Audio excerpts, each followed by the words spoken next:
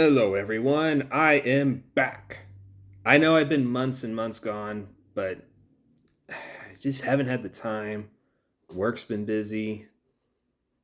I don't ever get the place that I'm here at to myself a whole lot because I got a roommate of a sister who's there way too often. And so it's very hard for me to do these videos because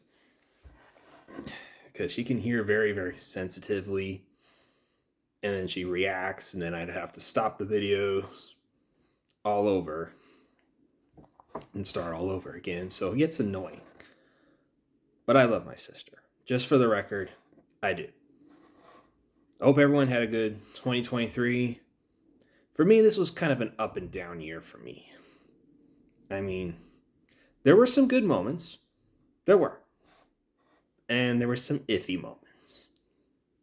I mean, there were slightly bad moments, but not to the point where I would say like they were the worst thing in the world to happen.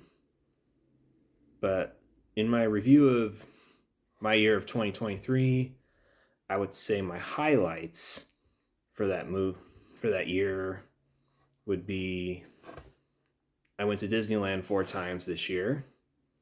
Had a great time all 4 years except 4 times, despite one of them being cut short. And that was the one in the fall. But I made up for it actually earlier this month. So there's that. So that was a good highlight for me at least. Let's see, I made it to baseball game live. That's always fun to watch. And I had a successful playing soccer season.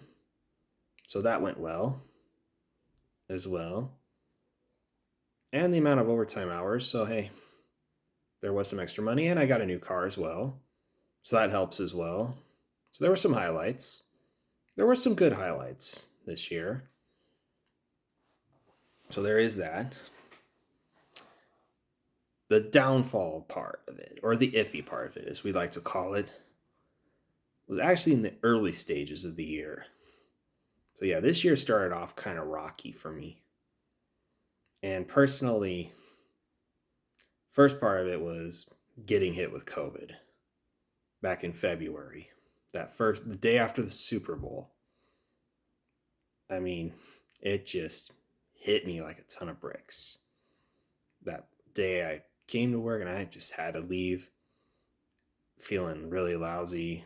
Even my supervisor could tell I didn't look right. I go home, take a test, and I test positive for COVID. So I was like, oh, great. So, yep, I was out for a few days because of that.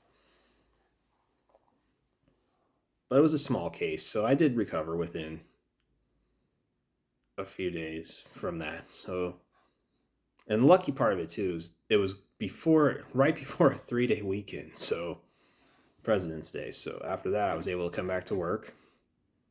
So, that gave me an advantage, which, hey, be grateful when you get that. The other thing is, I did have to step down from a certain position at work because things were not going well. And I don't necessarily blame myself for this.